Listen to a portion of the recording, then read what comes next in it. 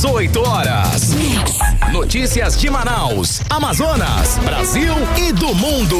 Agora na Mix. A partir de agora, aqui na Mix, muito obrigada pela sua companhia. Você sintonizado na melhor programação de Manaus, aqui em 100,7. Boa noite, equipe da Rádio Mix. Boa noite, 18 horas. Boa noite, Cid Soares. Boa noite. A partir de agora, claro, até às 19, estamos com mais um 18 horas no ar. Bem-vindos. Muito obrigada pela sua companhia, galera. Lembrando que você agora pode participar com a gente do 18 horas pelo WhatsApp, ao 994887592, não é, Cid Soares? Isso, queremos saber a sua opinião, né? O que você pensa sobre os assuntos que são abordados nas nossas reportagens aqui no 18 horas. Manda um alôzinho pra gente, lembrando que é o 994887592. Mix. E vamos aos destaques do 18 horas de hoje. Inflação desacelera em março e fica abaixo das previsões do mercado. Apesar disso, o nosso açaí registra alta de 14,2% no mês de março. A campanha Abril Laranja alerta sobre os maus tratos contra os animais. IBAMA entra no terceiro mês de greve e compromete ações de fiscalização e combate a crimes ambientais. Esses e outros assuntos você fica por dentro a partir de agora, no programa de hoje, no 18 horas de hoje, quarta-feira, dia 10 de abril, e o ano é 2024. 18 horas. Olha, o açaí passou a ser o vilão da inflação. Isso mesmo, olha, o açaí está sendo apontado aí como um dos principais responsáveis pela inflação no setor de alimentos, que em março foi de 0,16%, segundo o Índice Nacional de Preços ao Consumidor Amplo, o IPCA, divulgado nesta quarta-feira pelo IBGE. O açaí, que é tradicional aqui na região norte, né, Cid? Foi o segundo item alimentício que ficou mais caro no último mês, com alta de 14,2%. Aqui em Manaus, o preço médio do açaí pasteurizado é de R$15. Nos meses anteriores, esse preço era aí de R$12 a R$13. A inflação oficial do país, medida pelo Índice Nacional de Preços ao Consumidor Amplo, IPCA, recuou para 0,16% em março deste ano. Em fevereiro, a taxa ficou em 0,83%. Já em março do ano passado, o índice registrava 0,71%. E a lista de alimentos que tiveram as maiores altas é liderada pela cebola, que passou a custar 14,34% a mais. Outros vilões com maiores altas são o tomate, o alho, banana prata, mamão, laranja pera, ovo de galinha, leite longa-vida, refrigerantes e água mineral. Muitos desses produtos tiveram reajustes de preço por conta da queda na oferta provocada por questões climáticas. Seca, chuva, tem influência direta na produção, reduzindo a oferta e, consequentemente, elevando os preços para o consumidor. E a gente tem aqui, né, Cid, a questão histórica do aumento dos preços dos alimentos durante o verão, por causa das altas temperaturas e altos índices de chuvas, o que prejudicam as colheitas. Esse ano, no sul do país, esse efeito já está sendo intensificado por causa do El Niño. E no cálculo geral da inflação, os planos de saúde também pesaram. A variação foi de 0,77% no mês. A queda de 9,14% nos preços das passagens aéreas foi um dos itens que mais contribuíram para o recuo da taxa de inflação no mês. Também tiveram deflação o gás veicular, o óleo diesel e a tarifa do ônibus urbano. Mix. E vamos falar agora de um caso estarrecedor.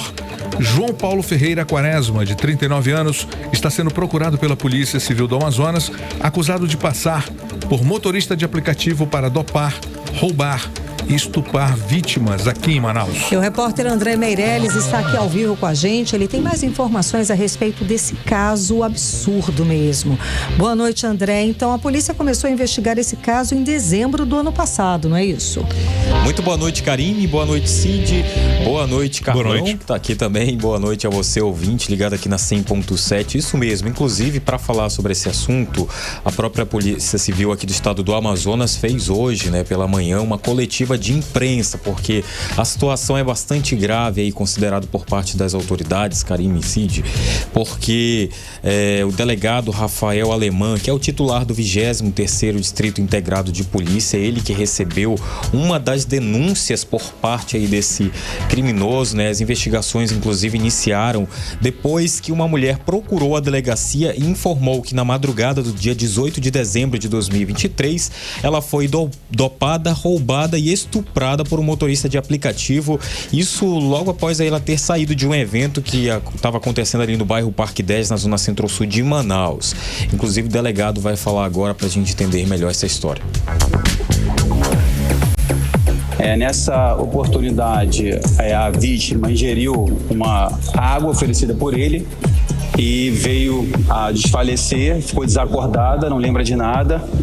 E foi por volta das 2 da manhã e foi deixada próxima ali ao 23º DIP por volta de 5h30 da manhã. Ela estava suja de lama, tinha algumas manchas no corpo e ela procurou a delegacia e registrou essa ocorrência. E depois desse fato, nós começamos a compulsar os bancos de dados SISP e PPE para verificar se outras ocorrências desse mesmo feitio estava sendo registrado nas delegacias. Nós ficamos assustados com a quantidade de ocorrência envolvendo esse tipo de golpe e dentre esses BOs, algumas as vítimas reconheceram o ora representado pela prisão preventiva, o Quaresma, como sendo o autor do fato. 18 horas.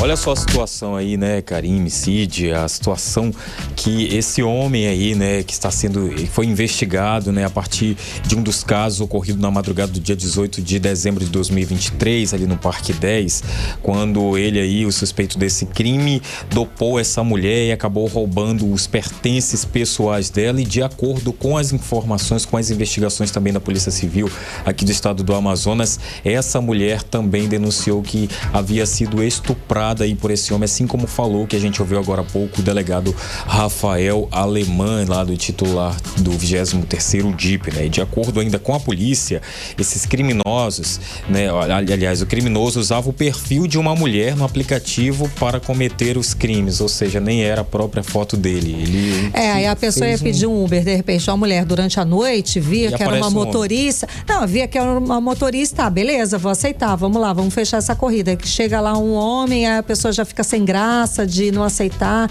Enfim, é complicada essa situação, não é? É a situação aí que esse suspeito de ter cometido esse crime, o João Paulo, segundo as informações da polícia, ele oferecia uma água batizada para as vítimas e cometia esses crimes quando elas estavam desacordadas, né? E olha só, ele não agia só com mulheres, não.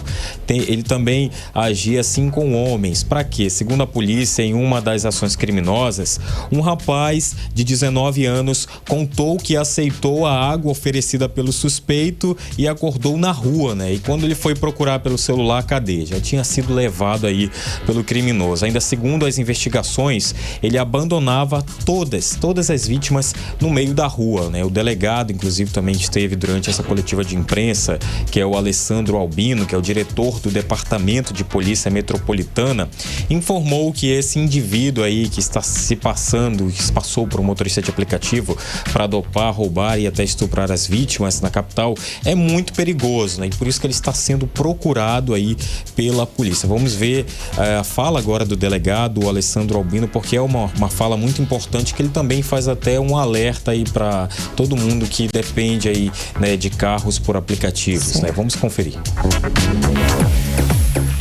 Segue aí um alerta para a sociedade que a gente deve sempre se atentar a verificar se aquele veículo chamado no aplicativo condiz com o motorista, se não tem uma outra pessoa também no veículo, evitar a ingestão de água, de algum tipo de bombom, balinha que seja oferecido por esse motorista.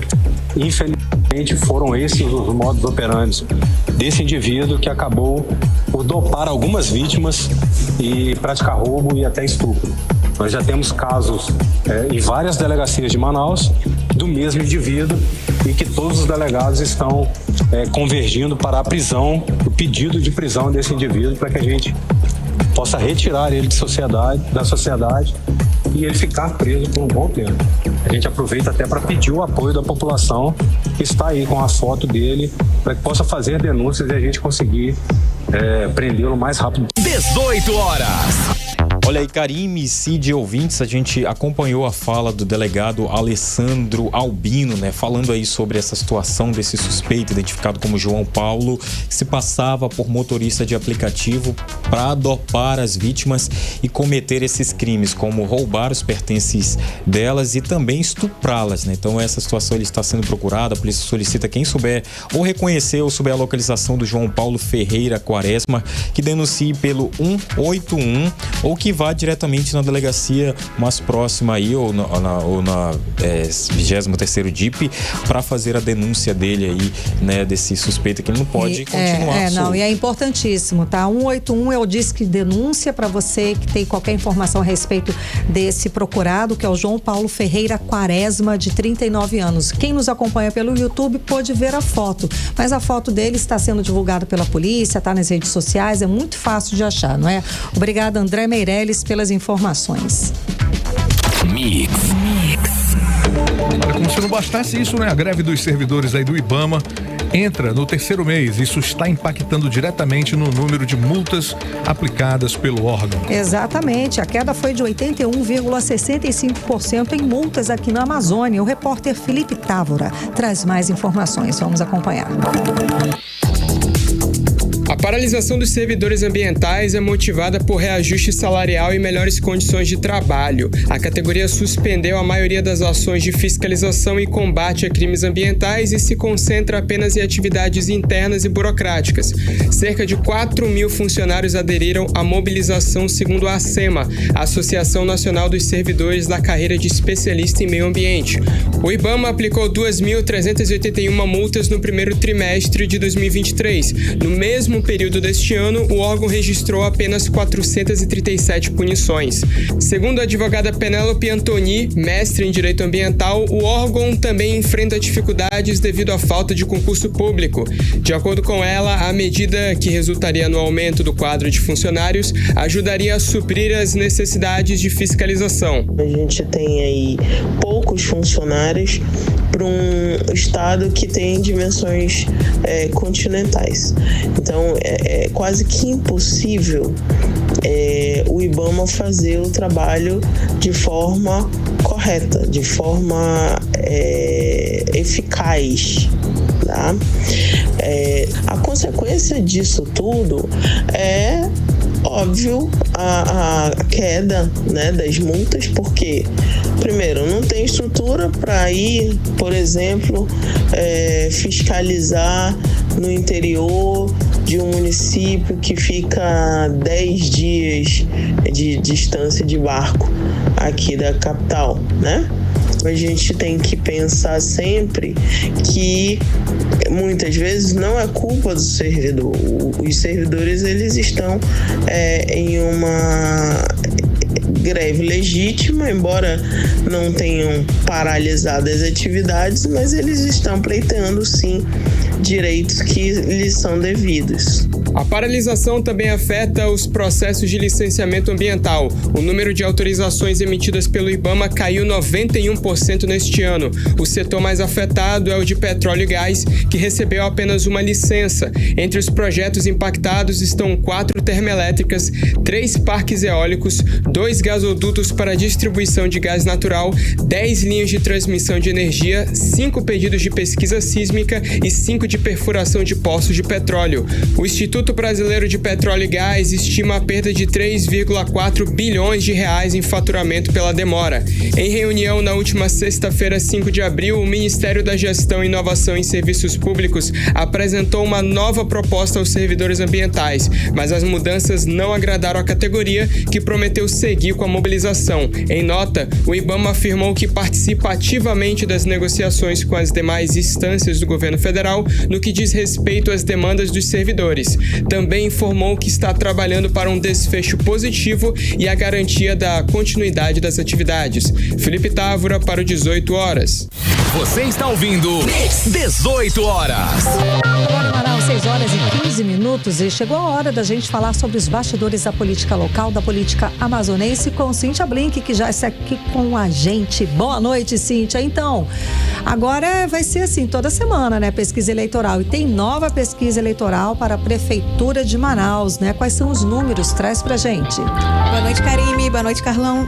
Boa noite, Cid. Boa noite. Boa noite. Hoje com o Cid Soares. Carlão tá operando a mesa, mas tá ruim da voz, gente. Olha aí, boa noite. E boa noite pra você que tá com a gente na 100.7. Seguinte, é resultado de uma pesquisa de um grupo de portais de notícia aqui de Manaus que se uniram para fazer uma pesquisa com a IPEM. E o resultado é o seguinte: e todo mês eles vão trazer novidade pra gente. Agradeço porque preciso de pautas. Então, primeiro na espontânea a gente tem aí Davi Almeida aparecendo bem mais. Sabe quem fica em primeiríssimo lugar no espontânea? Conta. Não sabe, não decidiu. 64,5%. Ninguém sabe ainda em quem vai votar, né? Isso é um dado importantíssimo. 65%. Isso quer dizer pra gente que as pessoas ainda não estão muito se preparando para a eleição. Pra gente isso é muito assunto porque nós cobrimos isso, estamos acompanhando de perto. Mas as pessoas ainda não estão pensando muito nisso, não. Tanto que não tem nenhum nome para falar, nenhum. Elas falam, não sabe, espontânea. Não decidiu. Aí Davi Almeida aparece com 13,6%, com o segundo lugar, se a gente for considerar, não sabe, né? A Mamandel aparece aí com 10,1%, são nomes mais lembrados. Roberto Cidade com 2,3%, branco e nulo com 2,1%. Aí não sabe, é branco e nulo, decidiu não votar em ninguém. Depois vem Capitão Alberto Neto com também 2,1%. Coronel Menezes, que a gente já sabe que vai ser candidato a vereador, mas na época em que a pesquisa foi feita, ele, vamos dizer, recentemente, né? Ele anunciou aí que vem vereador. Ele até outro dia era pré-candidato e depois, junto ali com Alberto Neto, era vice, né? De Alberto Neto. Agora, quando a gente fala de espontânea, né? Que é quando você fala os nomes, você tem... Aí é induzida. Né? Quando fala assim, entre tal fulano, pessoa, tal pessoa. Quem você vota? Aí a Mamandel aparece na frente com 33,3% das intenções de voto. Davi Almeida aparece com 29,9% das intenções de voto. Então não há um empate técnico porque a diferença é de mais de 3%. É 3,09% da margem de erro. Agora, o terceiro lugar tem empate entre 3%. Capitão Alberto Neto com 9%. José Ricardo, hoje a gente sabe que José Ricardo vem vereador, mas na época, e ele anunciou isso recentemente, então assim, ele tá com 8,4%. Pode ser que seja o que venha a performar um outro candidato do PT. Nesse caso, a gente está falando do José Ricardo nessa posição de esquerda. A gente vem com um Alberto Neto com 9% e um José Ricardo com 8,4%. A gente está vendo, então, uma briga entre direita e esquerda aqui nesse, digamos, pódio do terceiro lugar. Nesse terceiro lugar, um empate aí dos dois. E Roberto Cidade com 7,3%, que também performa um empate porque está dentro da margem. Então, nós temos aí Alberto Neto, Zé Ricardo e Roberto Cidade nesse terceiro lugar, empatadíssimos. Então a gente vai ter uma eleição, ao que indica esse cenário, certamente bem acirrada. Como o Carlão sempre fala, né? Como sempre aqui para a Prefeitura de Manaus, não é? Sempre muito acirrado, muito apertado. Agora vai mudar aí do cenário com as pessoas, com os novos candidatos e com a saída de alguns aí. E vamos lembrar que mesmo quem está agora é pré-candidato. Pode ser que a gente mude de novo. Pode ser que quem a gente está vendo agora pré-candidato vire, por exemplo, vice de alguém. Sim. Vire vereador, candidato a vereador. É mais improvável, mas é uma possibilidade. Pré-candidato é assim, tô testando. Talvez eu queira. Mas ainda dá tempo de voltar atrás. Quando for candidato, aí dá para falar um pouco mais da pesquisa, né? Karime, Cid. E olha, quando você falou dos números, eu esperava, sério mesmo, esperava já alguma coisa mais formada, mas é isso. E no cenário de segundo turno, o Blink, quem é que venceria a disputa se as eleições fossem hoje? Historicamente, a gente tem, quando um prefeito vem para reeleição, ele consegue ir para o segundo turno. Eu acho que foi nesse pensamento que fizeram aqui alguns cenários, que foi Davi Almeida contra a Mamandel. A Mão aparece com 45,4%, enquanto Davi aparece com 37,1%. Então, a Mão levaria vantagem se a eleição fosse hoje, tá, gente? Isso pode mudar. Branco e nulo 13,1% e não sabe, não respondeu 4,4%. Agora, se for Davi Almeida contra Capitão Alberto Neto, aí Davi Almeida leva com 47,7% contra 27,8% de Capitão Alberto Neto. Branco fica com 19,3%, cresce um pouco, e não sabe, não respondeu, 5,2%. Em um outro cenário de Davi Almeida versus Coronel Menezes, vale a pena porque ele já vem vereador? Mas, enfim, ficaria 48,2% contra 27,3%. Capitão Alberto Neto, se fosse ter que escolher entre os dois, né, que estavam até outro dia em um mesmo partido, o Alberto Neto se sairia melhor. Karime, Cid. Agora, Cíntia, essa pesquisa também traz, né, a aprovação do prefeito Davi Almeida, do governador Wilson Lima e até do presidente Lula. Como é que o Manauara está avaliando a gestão deles? Tá tudo terrível. Tá tudo ruim, de ruim para péssimo. Quem se saiu pior aqui, esse ranking ao contrário, né? A maior rejeição entre os três, a gente está falando do presidente Lula, do governador Wilson Lima e do prefeito Davi Almeida. Lula se sai muito mal nessa pesquisa, a rejeição dele está altíssima, 37,3%, o que faz a gente pensar que o apoio de Lula, ele vem pro bem ou pro mal na capital que tem Lula com uma rejeição tão alta. Já Davi Almeida apresenta uma rejeição aí na verdade é uma avaliação como péssima, né? Péssima de 37,3% lá pro Lula e péssima para Davi Almeida, aparece com 19%. Regular aparece com 34,1%. Enquanto isso, Wilson Lima aparece com regular 41,4% e péssima 23%. Não tá fácil para ninguém, né? Não tá fácil para ninguém, a rejeição deles tá alta, mas se for diluir nos 4 anos, acho que Davi Almeida até se sai melhor, porque 19% não tá tão ruim assim, acho que dá para reverter. Agora, Lula tá com 37,3%. E o Wilson Lima era para ser um momento mais lua de mel, mas ele tá com 23%. Então vamos lembrar que ele tá no primeiro momento da reeleição, né? Sim. Assim, ainda não tem um tempo. Mas de qualquer maneira ele pode vir desgastado aí de uma primeira gestão. E é complicado. Isso. Bom, Blink, a deputada Débora Menezes, ela tá na Europa. Ela foi fazer o que lá? Foi de férias, viajou com tudo pago pelo contribuinte. Como é que você descreve essa história aí?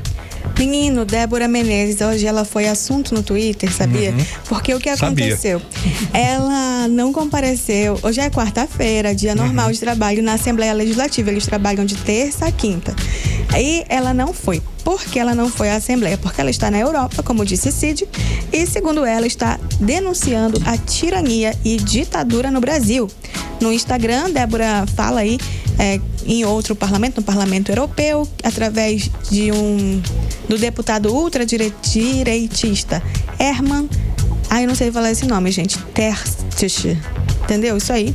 Pra quem não sabe, ele é de uma família nazista, e o pai dele, o Eckhard Terstich, poxa, dificultaram hoje pra mim. Foi braço direito do principal propagandista do nazismo na Espanha. Então, essa história pegou muito mal. Primeiro porque ela faltou à Assembleia, isso chamou a atenção. Depois, por causa dessa agenda, logo ao lado de alguém que é filho, que foi um propagandista do nazismo na Espanha. E ela foi denunciar a ditadura que acontece no Brasil. Então, para muita gente, essa agenda não colou muito bem. Como assim? O que está acontecendo? Falta explicação, né? E por que foi para a Europa fazer isso?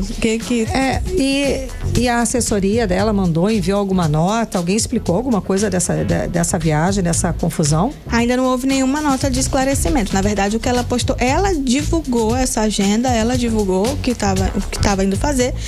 A gente identifica quem são os personagens e fica na dúvida, né? Exatamente. Agora, Cíntia, conta pra gente como é que estão os preparativos para o debate, o primeiro debate entre os pré-candidatos a prefeito. Tá tudo pronto? Como é que tá? Tudo pronto e olha, dá trabalho fazer debate, mas já tá tudo pronto. Quarta-feira, a gente tá na quarta e sexta-feira é o debate. Hoje eu tô tratando já como se fosse o último dia, assim, tudo ajustado. E é isso, estamos com 5 pré-candidatos que estão confirmados, que vão comparecer. As regras estão ok, quem tá um debate com plateia, e essa plateia é avisada que ela não pode se manifestar, nem com aplauso, nem com vaia, nem de maneira nenhuma, porque isso pode mudar ali a performance, né, de qualquer um dos pré-candidatos. Se houver qualquer manifestação, a plateia será esvaziada. É isso aí, climão. E os pré-candidatos já confirmados? Nós temos Capitão Alberto Neto, Amon Mandel, né, os 2 deputados federais, Maria do Carmo, que é pelo Novo e é pré-candidata pelo Novo, e ela é dona da FAMetro. Ela não tem um mandato, mas acho que quando falar da FAMetro a gente consegue ter uma visão de quem ela é. E o Wilker Barreto, que é deputado estadual, e também Marcelo Amil, do PSOL. PSOL e Rede. PSOL e Rede. Rede diz que não vai ter candidato algum por conta que eles vão apoiar uma pessoa da esquerda. Já o PSOL decidiu mandar alguém. Como é um momento de pré-candidato, a gente, decidam aí, se for o caso, mandem um. O caso do PT, eles já resolveram? PT, PCdoB e PV queriam mandar os 3. E aí não tem como, vocês têm que mandar um. E aí no fim decidiu-se que nenhum deles vão participar. Até porque acho que eles ainda não definiram, né? Porque eles não têm esse nome. O Marcelo Ramos, deputado, na verdade ex-deputado federal, ele é esse nome que tenta apaziguar, e o PT não está conseguindo, mas ele é um nome que, né, tem um protagonismo maior, é mais conhecido das pessoas, até pelo tem dinheiro dá pra fazer, é uma frase que ficou muito icônica, assim como pro Amon, o Beba Água remete a ele, mas eles ainda não têm um nome definido. Tá bom, então. Até sexta, então, né? Até amanhã. Até amanhã, mas sexta a gente conversa mais sobre o debate. Sexta-feira é o debate. O debate que a gente vai transmitir direto ao vivo, tá? Aqui no 18 horas vamos transmitir o debate que vai acontecer lá na OAB. Não é isso? Exatamente, na sede do OAB, bem aqui pertinho. Tá ótimo, Cíntia. Obrigada pelas informações. Até amanhã. Até amanhã, Cíntia. Mix. Olha, a campanha Abril Laranja começa trazendo aí ações contra a crueldade aos animais e a conscientização da população. Dados da Secretaria de Segurança Pública aqui do Amazonas mostram que os casos de maus tratos dobraram no ano passado em relação a 2022. E foram 360 casos no ano passado contra 156 registrados em 2022. Um aumento, gente, de 131%. Inclusive, esta semana, 2 mulheres foram presas por maus tratos, como explica a repórter Nathalie Moraes. Policiais da Delegacia Especializada em Crimes contra o Meio Ambiente e Urbanismo prenderam em flagrante 2 mulheres de 45 e 61 anos pelo crime de maus tratos contra 3 cachorros. Os animais foram encontrados com um sinal de desnutrição em uma residência no bairro de Petrópolis, na zona sul de Manaus. Segundo a delegada Juliana Viga, titular da unidade especializada, as diligências iniciaram após o recebimento de denúncias, relatando os maus tratos sofridos pelos animais e também pelo odor desagradável que vinha do local. A partir das fotografias que nós recebemos, né, de um dos animais com magreza excessiva, nós fomos até o local, fomos recebidos pelas tutoras, as moradoras do local, e logo na entrada havia esses 3 animais, esses 3 cães sem raça definida, bem magros. Um deles estava pesando 5 quilos, ele foi pesado depois na clínica veterinária, então estava excessivamente magro, com as costelas, as ancas aparecendo. O outro estava acorrentado e tinha um terceiro, também estava no local. Segundo a delegada, um perito criminal veterinário esteve na residência juntamente com a equipe da Delegacia Especializada em Meio Ambiente e confirmou a situação de maus tratos. O local era insalubre, esses animais, esses 3 cães, viviam sem alimentação, sem água, porque as tutoras saíam às 5 da manhã e voltavam às 19 horas. Então foi dado voz de prisão a essas 2 tutoras. Os animais estão internados, né, para recuperação, tratamento, vão fazer exames. As mulheres responderão por maus tratos de animais e ficarão à disposição da Justiça. Nathalie Moraes para o 18 horas. Você está ouvindo 18 horas. Você é sintonizado no melhor mix do Brasil aqui em 100,7, 18 horas até as 7 da noite com as principais notícias do dia para você agora às 6 horas e 30 minutos, valendo também a sua participação no WhatsApp 994887592. Gente Soares. Pois é, vamos aproveitar agora, né, para conferir a participação no WhatsApp aqui do 18 horas e, claro, quem mandou um áudio pra gente foi o Andrex Félix, lá do Adrianópolis. Vamos conferir. Salve Rádio Mix, boa noite, 18 horas. Boa noite aí, Cid, Karine, Félix aqui. Na pandemia rodei muito de aplicativo, né? Hoje não faço mais essa profissão nobre, honrosa. Porém, a gente sabe que infelizmente existem os malfeitores, que eu acredito que não faz parte da categoria, mas existem meios de a gente policiar algumas etapas, né? Por exemplo, a minha esposa, quando vai de Uber, que eu não tenho tempo de buscá-la ou levá-la, ela compartilha comigo a localização e eu sempre peço para ela olhar se é o motorista, se a placa bate e também se ali o cara já tem um tempo de serviço, entendeu? Infelizmente, a gente sabe que às vezes alguém tem acesso à conta daquele outro motorista e se passa pelaquela pessoa. Como a gente está vendo esse caso aí, muito sério e muito triste. Desejo boa sorte a vocês, que Deus abençoe todos os motoristas de app, os que trabalham de verdade, os que precisam. Valeu! 18 horas. Muito obrigada, é a participação de Andrés Félix pelo WhatsApp. Tem também no texto, gente, é o seguinte, a denúncia é na Avenida Desembargador Paulo Jacob, no bairro Ileia, ao lado da Pemasa, da Torquato Tapajós, avenida cheia de buracos, mondrongos, ondulações. Imagina quando chove, gente, quando chove é aquela história, ninguém passa, né? Ninguém vê os buracos, cai dentro e quebrando os carros todos. Essa denúncia, a reclamação é do Anderson Penha. Muitíssimo obrigada pela participação, lembrando o número 994-887592. Mix. Olha só, daqui a pouco, no 18 horas, um estudo que revela as falhas nas concessões rurais na Amazônia. É o nosso assunto em instantes. Mix. Bom, vamos conferir agora a previsão do tempo para amanhã com Karime Leão. Previsão do tempo. Segundo informações do Climatempo, para amanhã a previsão é de sol e aumento de nuvens de manhã, com pancadas de chuva à tarde e à noite.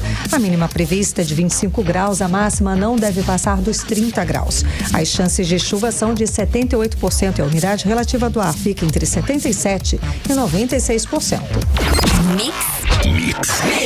Para 6h33, olha só, o Rio Negro subiu mais 3 centímetros de ontem para hoje. Isso eleva o nível das águas no Porto de Manaus para 24 metros e 14 centímetros acima do nível do mar. 18 horas.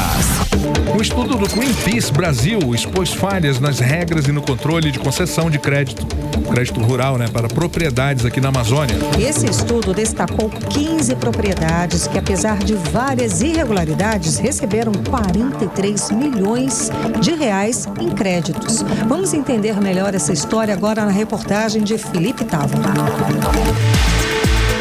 O relatório verificou 12 casos em que bancos liberaram créditos para imóveis onde houve registros de desmatamentos ilegais ou outras irregularidades. Entre 2018 e 2022, 798 imóveis embargados pelo IBAMA devido a crimes ambientais receberam financiamentos de bancos.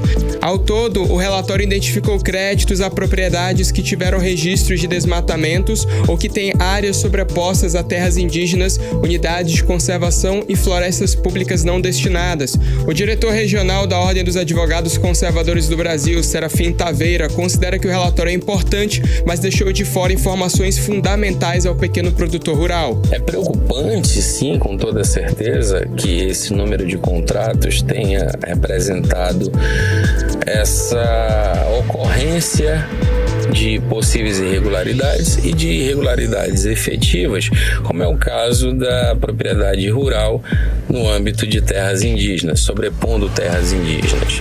Seria muito interessante se o relatório conseguisse avaliar, ou qualquer uma outra instituição conseguisse avaliar, a dificuldade que o agricultor familiar da Amazônia possui. Porque aí a dificuldade de registro da propriedade, a dificuldade de obtenção de toda a documentação, como é o caso aqui no Amazonas, na região de Presidente Figueiredo, na região do Rio Preto da Eva, que tem ali uma questão com áreas de terras da União.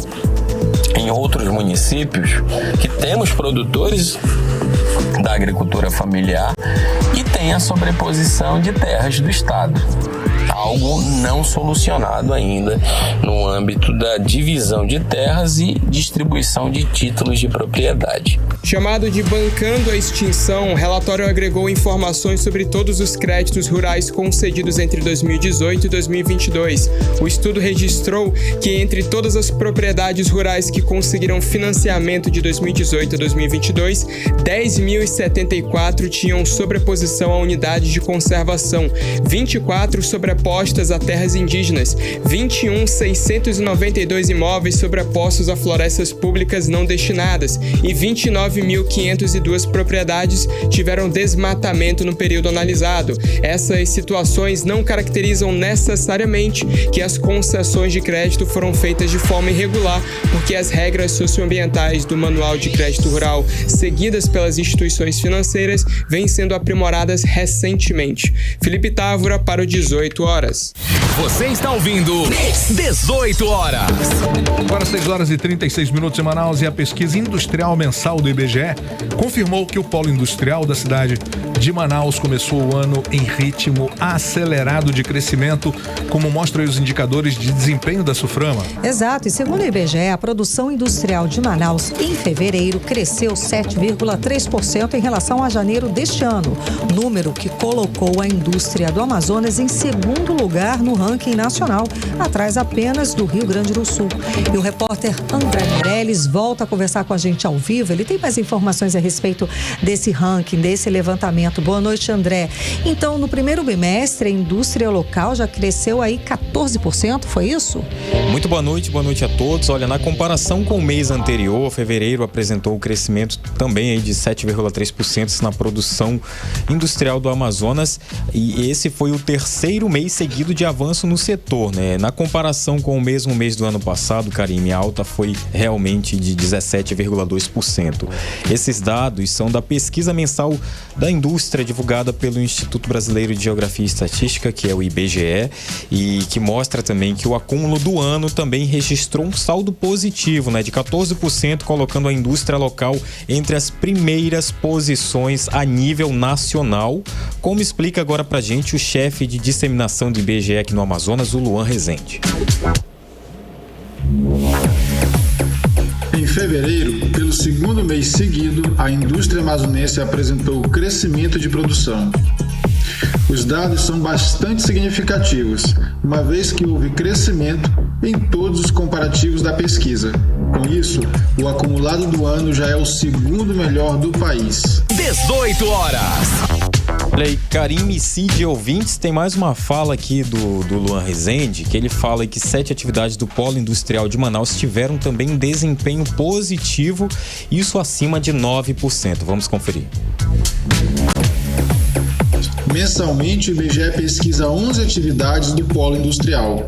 Em fevereiro, 7 dessas atividades tiveram aumento de produção, todas acima de 9%. Na contramão do país, a média móvel trimestral da indústria local está acima de 10%, o que deixa boas perspectivas de resultados positivos para os próximos meses. 18 horas. Olha aí, Karime, Cid, ouvintes, a gente agradece a participação do Luan Rezende, que é o chefe de disseminação do IBGE Amazonas, trazendo pra gente essas informações, né, que entre as atividades que mais cresceram em fevereiro, também de acordo com o IBGE, então está aí a fabricação de máquinas e equipamentos, a produção de equipamentos de informática e produtos eletrônicos, seguida da fabricação de produtos de metal, produtos químicos, máquinas, aparelhos e materiais eletrônicos. A média móvel de 10,5% em fevereiro foi a melhor dos últimos 12 meses, isso em todo o estado do Amazonas. E o índice, que em janeiro era de 5,5%, subiu mais 5 pontos percentuais em fevereiro, mostrando uma recuperação da produção física depois do pior resultado, que foi de menos 5,5% no mês de novembro do ano passado. Karime, Cid. Obrigada pelas informações, André Meirelles. Agora em Manaus, 6 horas e 40 minutos. Mix. Seguimos para Brasília. Brasília, vamos conversar com o nosso correspondente, o jornalista Carlos Eduardo Matos. Cadu, boa noite, Cadu. Bom te ver, Cadu. Chega junto. Então, a Câmara dos Deputados, afinal, aprovou a volta do seguro obrigatório DPVAT. A gente chegou a conversar sobre isso, né, Cadu? A gente estava até torcendo para que não, mas enfim, aprovou, vai voltar. E como é que votou a bancada do Amazonas nessa questão? Boa noite, Cadu. Conta pra gente. Boa noite, Karime. Boa noite, Carlão. Boa noite, ouvintes do programa 18 horas. Karime, tudo indica... Carlão não, é o Cid Soares, né? Tô aqui quietinho. O Carlão, gente. Boa noite. O Carlão, ele ficou ruim, perdeu a voz, tá ruim da garganta, mas ele tá aqui. Ele tá aqui com a gente, tá operando aqui, né, a mesa do 18 horas. Peço desculpas porque eu tô falando por telefone e não vi o nosso querido Cid Soares. Tudo tranquilo. Boa noite, Cid, Boa noite. Cid, meu querido. Olha, Karime, tudo indica que o Congresso Nacional vai referendar a volta da obrigatoriedade do seguro DPVAT, viu? Porque a matéria já foi para lá pro Senado, a base do governo, junto com os partidos de centro, já tem um acordo, já formando maioria em favor da volta do DPVAT. Ontem, aqui na Câmara, de onde eu falo com vocês ao vivo, a bancada do Amazonas foi maioria a favor da volta do DPVAT. Só quem votou contra foram os deputados Capitão Alberto Neto e Amon Mandel. Alberto Neto, como ele é vice-líder do PL, ele seguiu a orientação do partido. Já o Amon Mandel, ele seguiu a própria convicção, Karime, porque o Partido Cidadania orientou para que ele votasse a favor, mas não foi o que ele fez. Ele votou contra a volta do DPVAT. O restante da bancada toda votou sim. Silas Câmara, Sidney Leite, Saulo Viana, Adail Filho, Paulderney Avelino, Átila Lins. Agora paga-se o preço da pressão da sociedade, né, Karime? Todos eles aí estão sendo bastante cobrados pelos eleitores nas redes sociais, porque se trata de mais um imposto, né? Mais uma contribuição para o brasileiro pagar, né? Porque é aquela coisa, o seguro DPVAT é o seguro, as pessoas se beneficiam, o cidadão em tese, o cidadão se beneficia, mas é um dinheiro que ele vai ter que ser obrigado a pagar. Não deveria ser dessa forma, né? Penso eu. Porque como a gente falou, né, Karime e Cid, se o DPVAT funcionasse mesmo, se ele fosse um recurso acessível para quem sofre acidente de trânsito, se a gestão fosse transparente, com certeza a sociedade apoiaria a volta, mas não é o caso. Outro fato, nessa votação, Karime, que chamou a atenção, que acabou gerando uma polêmica, é um jabuti que colocaram nesse projeto de lei complementar do DPVAT, que não tem nada a ver, é um puro jabuti. Quem votou a favor do DPVAT acabou votando também pela abertura de um crédito suplementar no valor de 15 bilhões e 700 milhões de reais, um furo no teto de gastos do governo. Pode isso, Arnaldo? Não, gente, né? Que matemática foi essa, Cadu? Não tem nada a ver com DPVAT, querida. Isso daí é um jabuti, como eu estou dizendo. É um assunto que não tem nada a ver com DPVAT. Esse valor, Karime, ele corresponde à diferença entre o crescimento da despesa e o crescimento da previsão de arrecadação. Como a conta não está fechando, vai ser preciso abrir um furo no teto de gastos, fazer um pedido de crédito suplementar para bancar essa diferença. Agora a gente sabe, né, Karime, que essa conversa de déficit zero do Fernando Haddad é uma conversa defunta, tá? É um sujeito natimorto esse déficit zero, tá? O governo não vai conseguir cumprir com essa promessa e provavelmente lá no final vai fazer um malabarismo, vai dizer que conseguiu cumprir, porque afinal teve aí esse crédito suplementar. Vamos seguir acompanhando, né? Para a sociedade eu creio que seja uma derrota, mas o governo quis fazer isso. A gente só espera que o governo melhore a gestão do DPVAT, que o DPVAT seja mais acessível para as pessoas, porque ele é bom, né? É um seguro, mas eu acho que não deveria ser igual o Uber, né, Karime? Não deveria ser uma gestão do governo. O governo não deveria cuidar do DPVAT. Quem gostaria de ter, que busque um banco, digamos, e para que essa pessoa tenha o acesso próprio ao seguro que ele vai fazer. Deveria ser assim, mas infelizmente, né? Karime Cid. Cadu, é difícil, olha, mas enfim. Cadu, o plenário da Câmara dos Deputados aprovou a manutenção da prisão do deputado Chiquinho Brazão. Como é que tá essa história aí? Meu amigo, que polêmica, viu? Pois é. Olha, acabou de acontecer, nesse minuto, antes, faltando 5 minutos para entrar no ar aqui com você, a votação no plenário da Câmara dos Deputados sobre esse caso do Chiquinho Brazão. Foram 434 parlamentares votantes.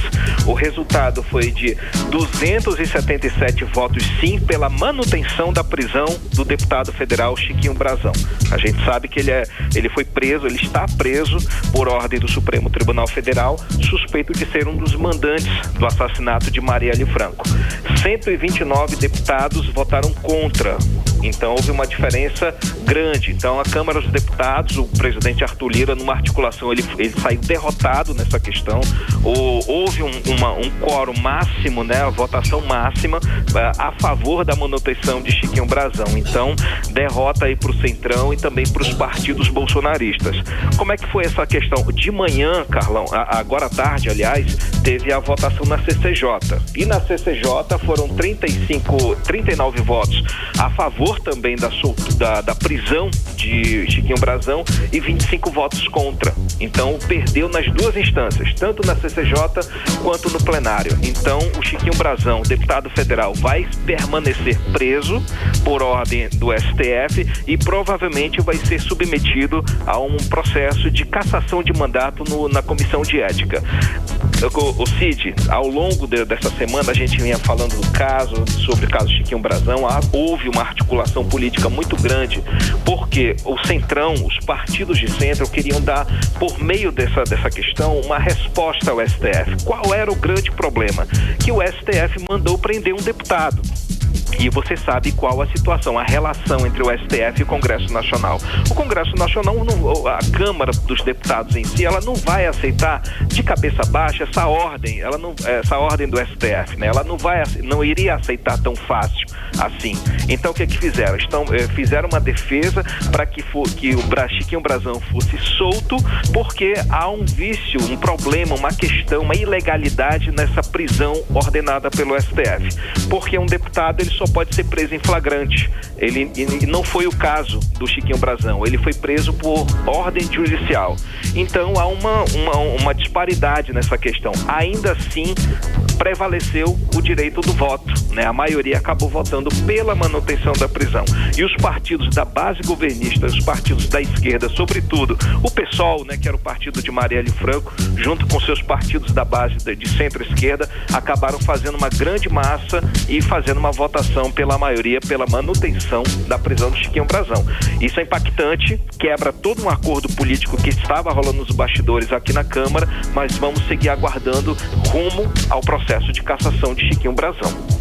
Cid e Karine. Cadu, agora rapidinho, traz pra gente os outros destaques do dia em Brasília.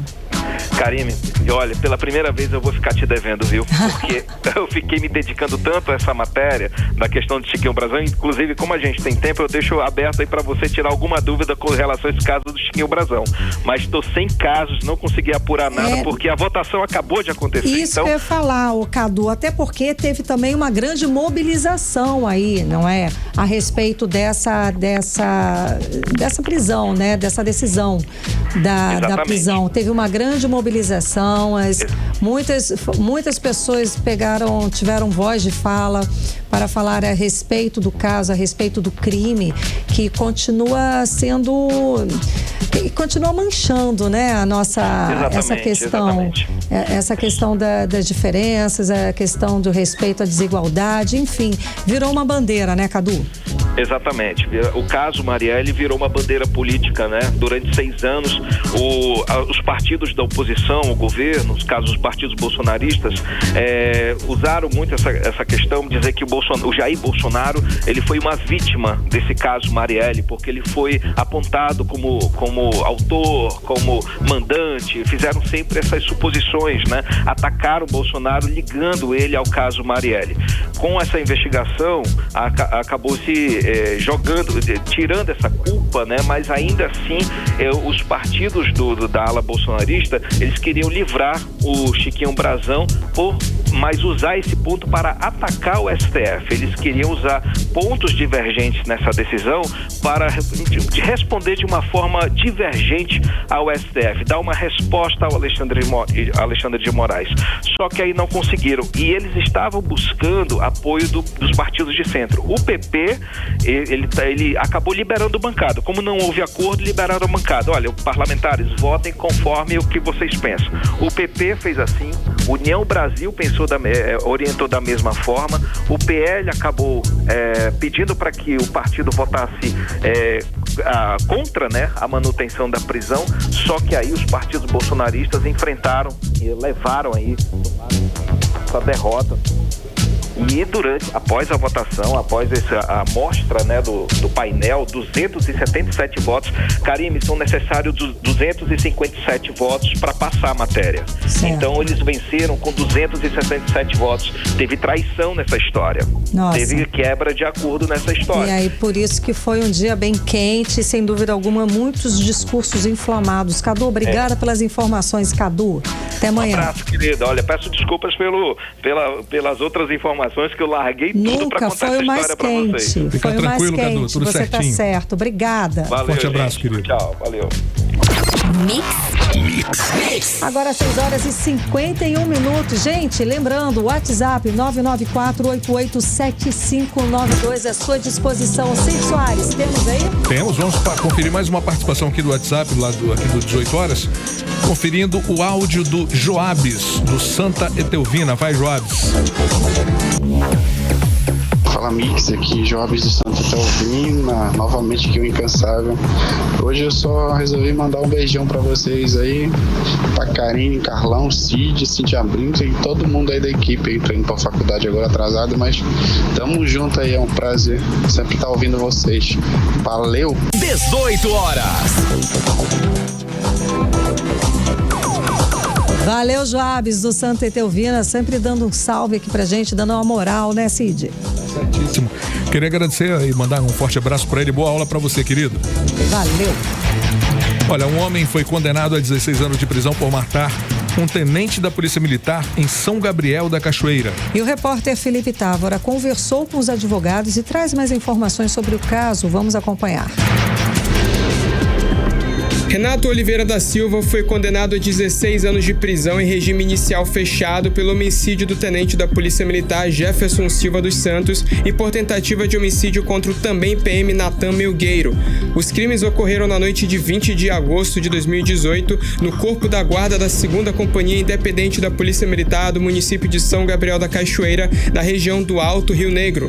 Segundo denúncias sobre o caso, Renato estava sendo conduzido pelos policiais após uma abordagem quando o crime aconteceu.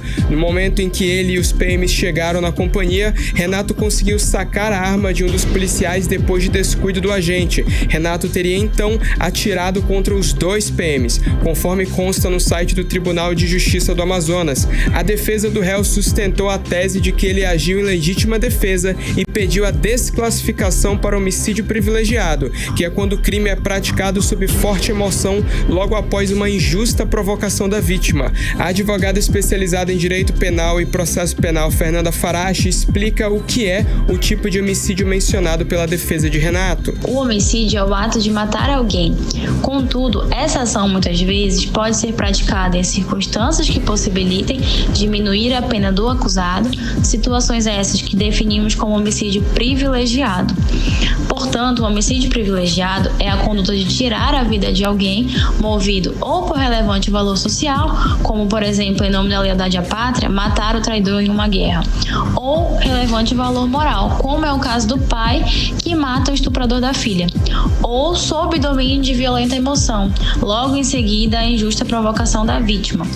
No entanto, é importante analisar que no caso em discussão, como de fato foi reconhecido pelo júri popular, não há indicativo do privilégio, de forma que estamos diante da modalidade mais grave, qual seja o homicídio qualificado. O Ministério Público requereu a condenação de Renato de acordo com a denúncia e decisão de pronúncia. O advogado criminalista Yuri Turri explica como a advogada de defesa de Renato agiu no caso. Ela pediu que fosse reconhecido que não houvesse crime no primeiro momento, caso os jurados não entendessem desse jeito, ela pediu que houvesse o reconhecimento do crime de homicídio, mas com a aplicação da diminuição da pena prevista no parágrafo 1º do artigo 121 do Código Penal. Renato Oliveira estava preso desde o dia do crime e assim vai continuar porque o magistrado determinou que ele inicie o cumprimento provisório da pena até o trânsito em julgado. Cabe apelação da sentença. Felipe Távora para o 18 horas. Você está ouvindo 18 horas.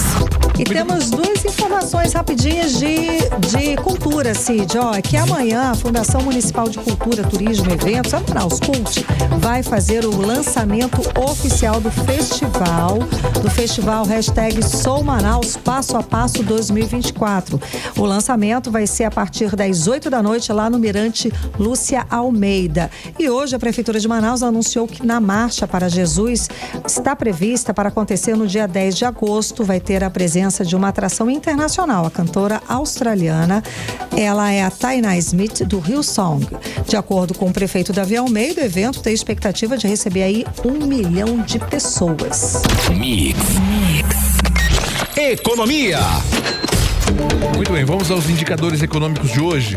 O dólar fechou o dia em alta de 1,41%, comercializado em R$ 5,07. O euro também fechou em alta de 0,36%, cotado aos R$ 5,45. O Bitcoin fechou o dia valorizado em 2,34%, comercializado a R$ 356.212. E o Ibovespa fechou em queda de 1,42% aos 128.050 pontos. E a Caixa Econômica Federal começou a oferecer as linhas de crédito do FGTS Futuro. Agora, os trabalhadores de carteira assinada com rendas de até R$ 2.640 já podem contratar financiamentos do Minha Casa Minha Vida usando depósitos futuros do FGTS. Mix. 18 horas. Esporte. E é com ele, Cid Soares. Cid, vamos de esporte. Hoje teve jogo pelas quartas de final da Champions. É isso? Pois então, esse jogo da Champions aconteceu aí, o Barcelona venceu o PSG por 3-2 hoje de virada no Parque dos Príncipes. O atacante brasileiro Rafinha foi fundamental para essa vitória do Barça com 2 gols. Christensen fez de cabeça um golaço decisivo. Dembélé e Vitinha marcaram para o time francês e chegou a estar vencendo aí por 2-1, mas não deu mesmo. E o Ronaldinho Gaúcho, né, figuraça super conhecida, deu ar da graça e marcou presença nessa vitória do Barça e levou os torcedores presentes a fazer uma festa. Ele é ídolo nos 2 clubes e foi ovacionado ao surgir próximo ao gramado do Parque dos Príncipes. A torcida do PSG foi a loucura, entoou cantos aí para exaltar a presença do brasileiro que saudou os torcedores presentes no estádio. Bom, olha, o Amazonas Futebol Clube, voltando aqui para nossa área, fez uma proposta assim bem interessante, proposta de compra por Igor Bolt, campeão da Série C de 2023. Bolt foi um dos destaques aí da Onça no título da Terceirona na temporada passada. E o Igor Bolt, né, pode retornar ao clube aí para a disputa da Série B. A diretoria da Onça fez uma proposta ao Resende para comprar o atleta de forma definitiva. O atacante nessa temporada disputou o Campeonato Goiano pelo Vila Nova, emprestado pelo time carioca. E além do Amazonas, Avaí e Ferroviária de São Paulo estão na briga pelo jogador que ganhou notoriedade na temporada passada com a camisa do Onça Pintada. Diferente do Amazonas, os outros 2 clubes têm proposta de empréstimo com opção de compra. E olha, nesse momento, na Toca da Onça, é de mistério para a decisão aí do Campeonato Amazonense. Totalmente de mistério. Isso vai acontecer no próximo domingo, né? O Amazonas está acostumado a fazer treinos fechados, limitou ainda mais o acesso às atividades desde a eliminação no segundo turno do estadual para o Parintins. A equipe treina com foco total para essa final aí contra o Manaus, que pode garantir o bicampeonato estadual inédito do clube. Para a decisão, a comissão técnica ainda não confirmou, mas não deve contar com o volante PH. E é o que temos para hoje. Obrigada. E agora 6h59, né, Cid? Isso. Partimos direto para o nosso editorial 18 horas. Editorial 18 horas. A região norte volta a ser destaque no noticiário com números negativos na área social. De acordo com o IBGE, na região, 1 em cada 4 4 crianças acaba morrendo antes de completar 5 anos. A região norte também apresentou o maior índice de crianças de até 5 anos que frequentavam a escola.